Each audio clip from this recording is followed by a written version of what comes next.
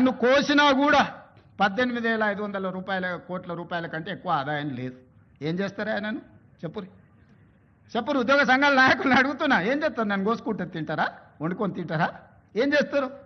లేదు, ఉన్నదే 18,500 కోట్లు. ఎట్లా వంచుదామో చెప్పండి. ఏది ఆపమంటారో చెప్పండి. వృద్ధాప్య పెన్షన్లు ఆపమంటారా? ఉచిత కరెంట్ ఆపమంటారా? షాదీ ముబారక్ ఆపమంటారా? ఏ ఆపమంటారో చెప్పండి. ఏది ఆపుతారో ప్రజలకు చెప్పండి. అయ్యా మీది ఆపేసి మేము బోనసులు తీసుకుంటాం, మేము జీతాలు పెంచుకుంటాం, మేము అన్ని మేము దినంగా మిగిలితేనే మీకు ఇస్తామని రైతు ప్రజలకు చెప్తా అంటే చెప్పండి. బహిరంగ సభ ఏర్పాటు చేద్దాం, 10 లక్షల మందిని చేస్తా. ఉద్యోగ సంఘాల నాయకులు మాట్లాడండి, మేము ఈ చిట్టి ఇచ్చిన ముఖ్యమంత్రికి దీని ప్రకారం పరిపాలన జరుగుతుంది అనేది ఇదొక మార్గం. లేదంటే 100 రూపాయలు ఉన్న పెట్రోల్ 200 చేద్దామా చెప్పురి. 30 రూపాయలకి ఇచ్చే బియ్యాన్ని 60 రూపాయలు చేద్దామా చెప్పురి. పప్పు ఉప్పు చింతపండు బెల్లం ధరలు 2 చేద్దామా చెప్పురి. ఏది పెంచుదామో చెప్పుండ్రి. ఎక్కడ ధరలు పెంచుదామో చెప్పుండ్రి.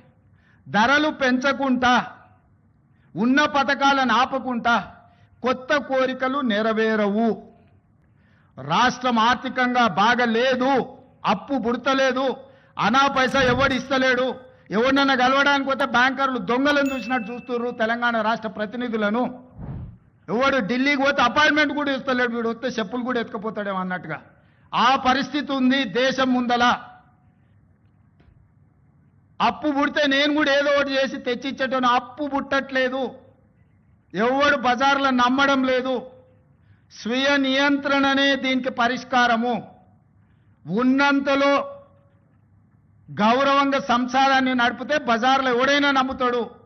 వీధికెక్కి రచ్చ చేసుకుంటే కుటుంబం పరువు బజార్లో పడేసుకుంటే ఎట్లుంటుందో ఉద్యోగ సంఘ నాయకులారా, రాష్ట్ర ప్రభుత్వం అనేది మన కుటుంబము.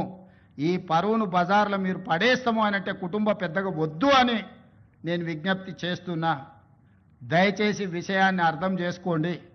లెక్కలు కావాలంటే మా ఆర్థిక మంత్రికి చెప్తా, లేకపోతే మా చీఫ్ సెక్రటరీకి చెప్తా, వచ్చి కూర్చోండి. అనా పైసతో సహా మీరే లెక్క కట్టండి.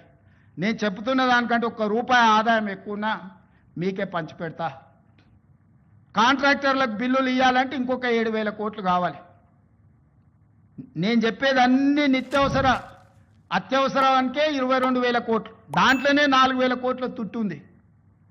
ఇక ఆయన పెట్టిపోయిన 50,000 కోట్ల రూపాయల కాంట్రాక్టర్లకు పాత బకాయిలు ఇవ్వాలంటే నెలకి 7,000 కోట్లు కావాలి. తెలంగాణ ముఖ్యమంత్రి తమ్ముడు రేవంత్ రెడ్డి మాటలు వింటే ఏడ్పు వస్తుంది. మమ్మల్ని దొంగల్లా చూస్తున్నారు, మమ్మల్ని భిక్షగాల్లా చూస్తున్నారు. ఢిల్లీలో మాకు అపాయింట్మెంట్ లేవు, విదేశాల నుంచి డబ్బు తేలేము, శాలరీలు కట్టలేము, మమ్మల్ని మొక్కలు చేసుకొని తిన్నా. నేను చెప్పాను, పాత అప్పు తెలంగాణ 7 లక్షల కోట్లు, తమ్ముడు రేవంత్ రెడ్డి ముఖ్యమంత్రి అయిన తర్వాత 2 లక్షల కోట్లు. ఈ 10 లక్షల కోట్లకు వడ్డీ ఎవరు కడతారు? అదే పరిస్థితి ఆంధ్రప్రదేశ్ లో కూడా. తెలుగు ప్రజలారా, ఈ ముఖ్యమంత్రులు మారి నాతో పాటు గత వారం వాషింగ్టన్ డీసీలో, అమెరికాలో, 2 వారాల క్రిందట టర్కీ, యూరప్ లో సమిట్లకు వచ్చుంటే 100,000 కోట్లు, కనీసం సంవత్సరానికి 1,02 కోట్లు తెచ్చుకున్నా నిరుద్యోగులు ఆత్మహత్య చేసుకోరు, రైతులు ఆత్మహత్య చేసుకోరు, జీతాలు ఉద్యోగస్తులకు ఇవ్వచ్చు, ఇన్వెస్ట్మెంట్లు తేవచ్చు, అభివృద్ధి చేయొచ్చు. అంటే కలుద్దాం అంటారు, మరి కలరు. వాళ్ళు కలిసేటట్టు ప్రార్థించండి. ఈ వీడియో వారికి చేరేటట్టు ప్రతి మీడియా బ్రాడ్కాస్ట్ చేయండి, షేర్ చేయండి.